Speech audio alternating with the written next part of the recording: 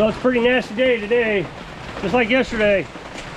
It's getting colder by the day, and it's supposed to snow, I guess Sunday. I'm not really sure, but it's supposed to snow. We're gonna get down below freezing, obviously. So I'll have to get everything picked back up, winterized, the water filters and the pressure washer. But hopefully it won't stay that cold that long. Maybe a couple hours. Heck, things may not even freeze. But I guess April is here. You know, what do they say? April snow brings May flowers. So, don't have anything to work on right now. Got a guy coming in today to bring me an edger. He says that it won't pull over and oil is coming out of the muffler. Well, he sent me a picture of what he's got, and I'm a little concerned maybe he just overfilled the oil and it got hydro locked. Other than that, I can't really imagine what it would be. Stuck valve. I mean, if it's been sitting all winter like he claimed, that's about the only thing I can imagine. Now, if the gas tank was above the carburetor, which I don't think it is, I got a picture. I don't think the gas tank's above the carburetor. If it is, then the carburetor could be leaking fuel into the crankcase, and that would cause the same problem. So, but since it's the carburetor below, the only thing I can think it is.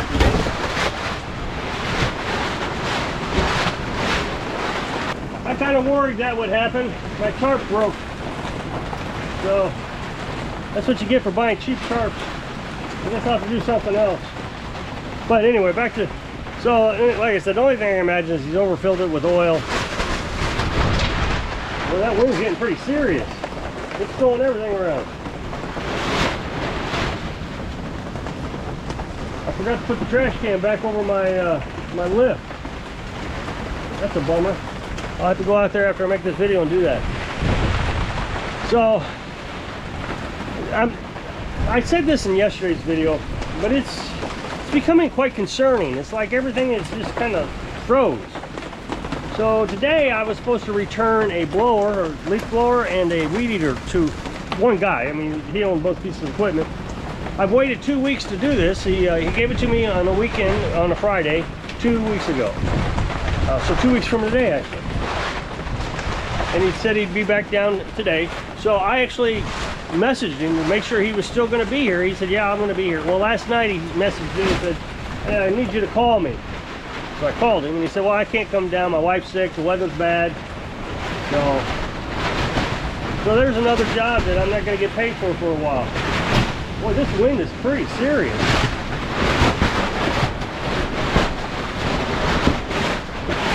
Yeah, I broke another wire. So now these have been sitting here for several weeks, maybe even a month, and I had no idea when he's coming down. So like I've said in previous videos, these folks that have second homes, you know, they come down on the weekends. Well, in the wintertime they don't come down at all. So I don't know. It's a little concerning. Now, when it was cheap parts like this, and the blower and the trimmer, I'm not too worried about this. You know, a $20 carburetor. I think I got $40 invested in this edger. The blower I probably have 20 bucks invested in, and the weed trimmer 20 bucks invested in. So it's not a lot of money. But when you start getting into the higher, like riding mower parts, those get kind of expensive. And so yesterday I told you I ordered, well, this lawnmower over here has about $350 worth of parts in it. And so I got to sit on that. Well, I'm a little concerned. Now here's the thing. He brought that mower down last Friday. Well, he actually brought two mowers down. One of them needed a carburetor and a belt, and that was no big deal. I mean, it's probably 50 or 60 bucks in parts. But the zero turn was a bit concerning. So as soon as I found out how much it was going to cost to fix, it was probably the next day. So that, let's say it was Saturday. I messaged him, told him how much it was going to cost. And he said, yeah. I even called him. Well, that's what it was. I messaged him and then I called him because he didn't reply to my message right away. So I called him. Well, he called me back. And he said, yeah, I approve, go for it. I need that mower because he does lawn service. And I don't know, I was just a little bit concerned that I wasn't going to get paid from this guy. So it's not like I've waited a long time or anything. I got the part, I guess, on Tuesday, and by Wednesday it was fixed. So on Wednesday, I messaged him and let him know it was done. Give him a breakdown of everything that it cost. So he's got 2 mowers sitting over here, and I haven't heard from him. He's read my messages, so he knows that they're ready to go. Now the thing was really funny is when I took the job, he told me how important it was it got done quickly because the grass is growing, which it is. As soon as it stops raining and dries out a bit, I'm going to have to cut grass, even if it is 31 degrees, because it's growing pretty quick. So he's going to need these mowers. So it's been 2 days, so I messaged him again today and asked him, hey, did you get my message? Nothing. Won't reply. You know, I do find this interesting. It's not so much about this guy. I mean, it is what it is. And I think what I'm going to do is that they decide not to pay me. I've been looking into mechanic lien laws, because that's what this is. After a certain amount of time, you can sell their equipment. The problem I have is I don't want to sell lawnmowers because everybody wants me to guarantee or warranty what I'm selling. So what I think I'm going to do is, no matter what it is, riding mower, zero turn, I'm going to charge the cost of parts, labor, and $100 sales commission. So this zero turn, let's say I've got, you know, 350, whatever it is into it, plus my labor, which I'm not going to tell you what my labor is, and I'll sell it for $100 more than that. So that's pretty good because this is a nice zero turn. So you're getting a zero turn for 500 bucks. If it breaks, I'm going to say, look, you spent $500 on it. What'd you expect? So, you know, it was an as-is thing. I'll tell them that before they buy it, that this thing is probably worth, you know, 900 bucks, but I'm selling for 500 just to get it out of here.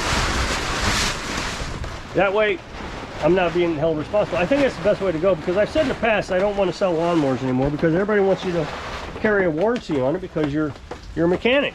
Even when you say as is, they don't seem to care. And you can't get a bad reputation, because that's what would happen. You'd start getting in arguments with people online, and you would end up not getting any business. So it just wouldn't be worth it.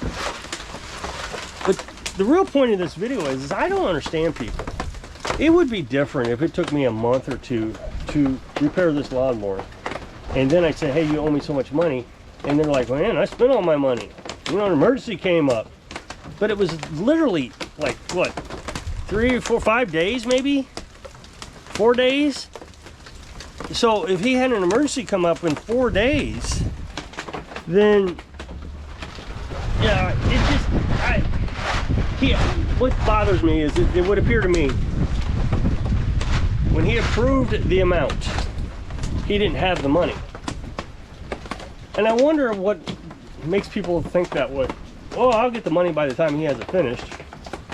I mean, I told him it could be a while, depending on how long it takes to get parts. But I kept him apprised. I don't know, maybe on Monday, I told him the parts were supposed to be here today, Friday. But they got here early. They got here Tuesday. So, I mean, it was like, you know, I was ahead of the schedule. So he knew, at least by Friday, today, that the mower would be done. Now, if he needs to wait till next week, he needs to get paid or something, okay, well, all he's got to say is, I'll pick it up Monday or Tuesday or Wednesday, you know, whatever. I'm a little busy right now, or my payday's whatever. I don't understand the thought process. I'm not going to respond to this guy, even though he just invested a bunch of money into my mower. I don't know if people even realize that's what it is.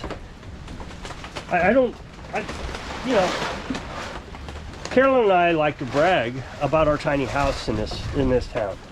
Everybody thinks we're poor. I mean, we're not rich, but we're not poor either, I don't think.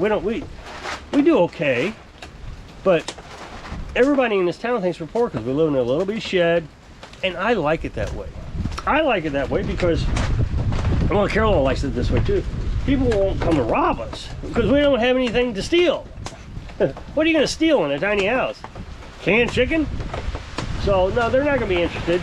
Of course, we got these lawnmowers sitting around, but we're always home. And the thing is what's nice about living in a small community like this is if someone did steal the lawnmower, all I would have to do is tell the guy who owns the lawnmower, yeah, it was stolen. I mean, the whole community would get together and try to figure out who it is. They don't tolerate much crime around here. I've noticed that. So they take care of things on their own. But I don't understand why you would approve something and just leave a guy in the lurch. I mean, considering that most people think we're poor, where do they think I got the money to just start investing a bunch of money into the job? And like I said, when I building, I broke down everything, so he knows how much money I have invested in parts. So I don't know where the mentality comes from. What is the expectation? Why do people think they can just make you pay for their stuff? And this wind is crazy. It's knocking down my yard signs, my lawnmower repair business signs. Yeah. And I've always had a problem with this. Had a, my father-in-law, my ex-father-in-law, grandfather-in-law, that's what it was, grandfather-in-law. It was my ex-wife's grandfather. He was he was pretty smart when it came to money. And he would just throw out little tidbits of advice. Of course, you know, he was pretty young. And he said, never tell anybody how much money you make. Okay, well, I don't. I live in a tiny house. I don't make any money. So I don't think people really see me as a rich guy. So I follow that rule. And he said, never loan money that you're not willing to just give up. I understand that too. If you're not willing to just let the money go, say, hey, can I borrow 20 bucks? If you give them the 20 bucks, don't expect it to be repaid. It won't be. Not in today's society. People do not keep promises. So I don't know what you're supposed to do when it comes to these lawnmowers. The biggest problem I have is it is a small community. And if I have to keep somebody's lawnmower, who's going to would it look bad on? Me or the guy that couldn't afford to repair? And I fear people are going to look negatively at me. Well, you weren't very cooperative, but how long are you supposed to hang on to $350? I mean, or be without that $350 in parts? How long are you supposed to deal with that? You know, I got to use that money for other repairs for other people. So I guess I just I don't understand why they think it's okay to let you hang on to their burden. And I don't even think they realize it. I don't even think they realize. They just think, oh, I don't have the money right now, so he'll have to wait. Well, how am I going to pay my bills? How am I going to feed myself? You don't have the money. It means I don't have the money either because some company over there just took it all. The other day I was talking about bounced checks. I said, I think I may have bounced one check in my life. And if you make a mistake and your bank is just, you know, you just made a mathematical error, I understand that. That happens. You know, sometimes you just make a mistake. But if you're writing a check knowing that it's not going to clear, I'm going to write a check today and hopefully my paycheck gets into the bank before the check that I wrote gets into the bank. Otherwise, I'm going to be out 20 bucks. You know, I was telling you about my ex's, that's what's funny. My ex's grandfather, well, his daughter, my mother-in-law, was terrible with money. I mean, just terrible with money. She would write check after check after check and not have a dime in the bank and absolutely know it. And then get upset that she was, you know, being charged $20 or whatever it was per bad check. And so, you know, let's say you spend up $100, you know, you got 10 checks out there, $100, and now you get charged, you know, what, $200 for the bad checks plus the $100 that you still owe. So you got $300. I mean, that is a heck of an interest rate. Where's people's brains? How did that help her? Yeah, she got, you know, the food that she needed or, you know, the gas that she needed. But in the end, she is out, what, 3 times the amount of money. So I don't understand the logic. You know, he needs these mowers. He's gonna have to have them. If he can't make the money, if he can't make the, you know, pay the bill, he should call me up and say, hey, I can't pay the bill. Is there any way we can work something out? If he would give me $100, I would give him that one mower. And then he could just pay me $100 a month, or $100 a week, or whatever it is that he needed to pay. And he'd get that second mower back within just a few weeks. So at least his lawnmower business wouldn't be out of business because he doesn't have any lawnmowers. And he could be working towards paying off the second lawnmower. I don't understand the logic. So, well, I suppose that's enough of this rant. So if you'll click this up next box, it'll take you over to my other channel, and we're going to be repairing something. I'm really happy with that channel. Maybe I'll make a video about that sometime, how well that channel's going. So hope I can inspire you to pay your bills so you can live your dreams. Thanks for watching.